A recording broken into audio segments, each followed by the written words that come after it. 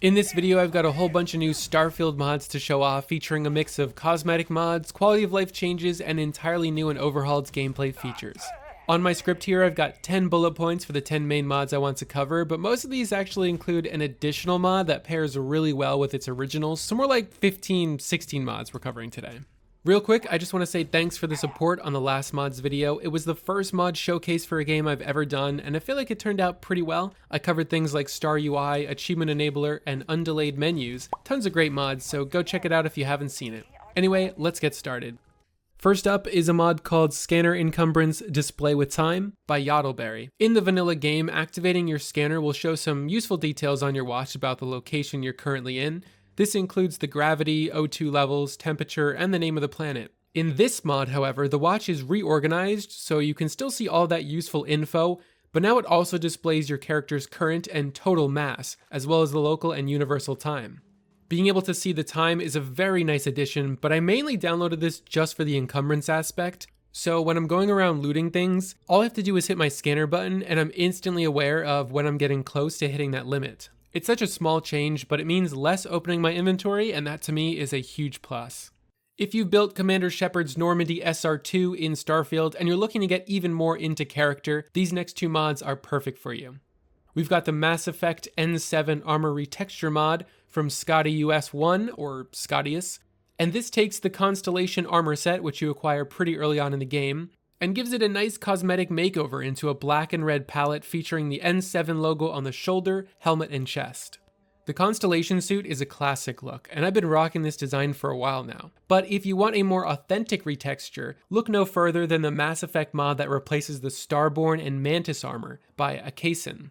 It looks super clean, and because of the base armor used for this retexture, the boost pack is built into the armor, and it makes it look even better to play in third person.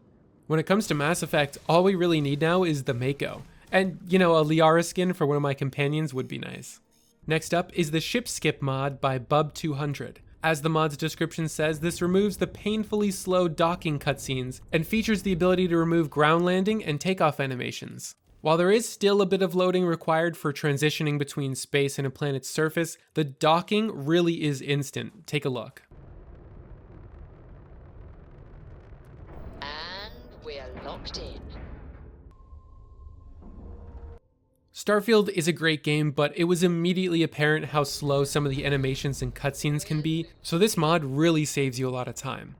Originally, this was bundled with the Fast Animations mod by the same creator, but they're separate now, so if you want things like using doors, climbing ladders, and sitting down to be sped up, you can find this Fast Interaction Animations mod included in the description.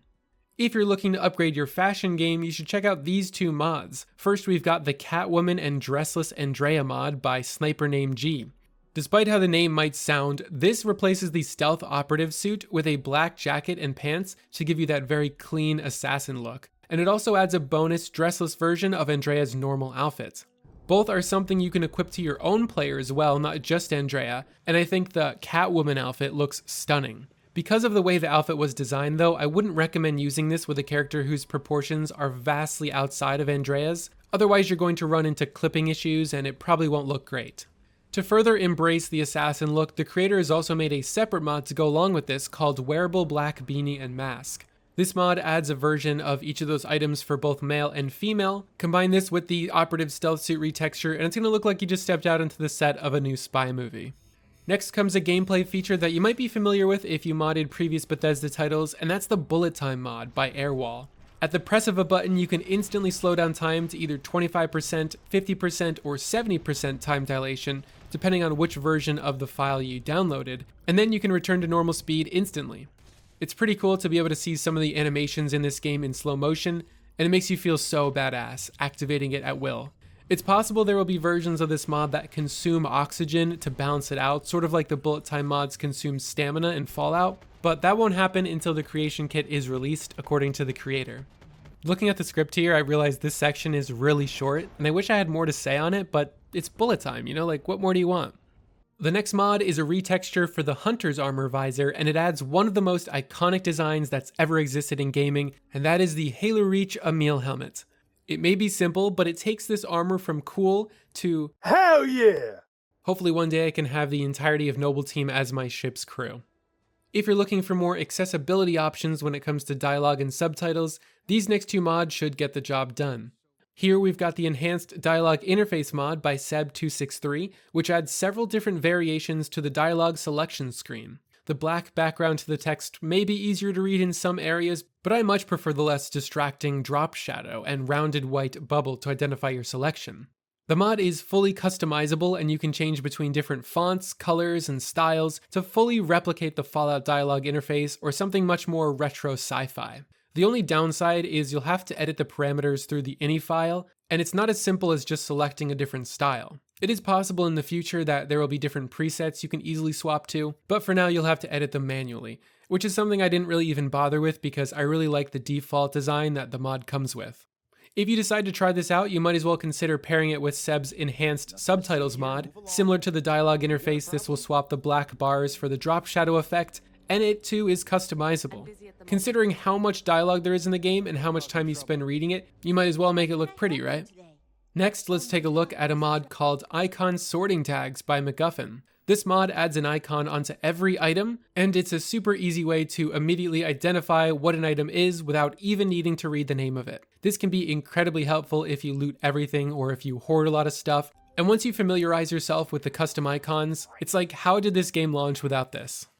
This next mod is going to be slightly immersion breaking, but even if it's a little goofy, it definitely gives you some freedom to play exactly how you want, and that's the Hide Spacesuit Anywhere mod by Moonling. It does exactly what it says and allows you to roam around planets and moons without your character being covered by a spacesuit and helmet. Technically, the spacesuit and helmet are just equipped, it's just not going to show as long as you have the option selected. Maybe you've got some really cool mods installed that retexture your apparel and you want to take some awesome screenshots but don't want to be suffering with a blurry screen. This is perfect for that. In a previous video, I covered the awesome Galactic conversion mod, which replaces all of the UC security guard uniforms with Stormtrooper armor. And while we haven't gotten the Rebel uniform update yet, we do have 3 additional mods that add to the Galactic Empire's presence in Starfield. First is the name replacement mod by Mantis. This changes the speaker's name from UC security guard to Stormtrooper. It also renames the UC security uniform to Stormtrooper armor, turns the Freestar mission terminal into the Rebel Alliance mission board, and even changes the names of NPC ships in space. Go ahead. Second, we have the Galactic Empire flag mod by user Sethrium, which replaces all of the flags in New Atlantis' mass district with the Imperial insignia. This mod has several different colored flags and variations to choose from, but I think the black and white one looks the best. And thirdly, we have the Stormtrooper voice lines mod, also by Mantis, which adds about 100 voice lines for both male and female Stormtroopers each, replacing certain words with Star Wars terms and making the role-playing element that much more believable.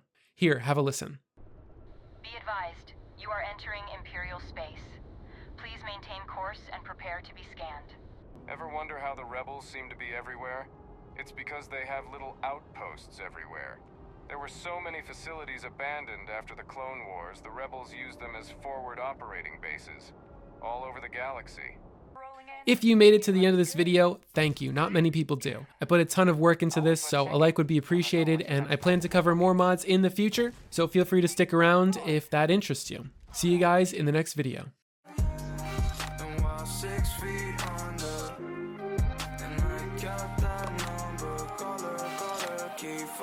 Falling like carousel on a brace hell like I'm Tyrion and chainmail. Give me head tail, see the jaw drop, face mount like a bass head, leave with scale balance.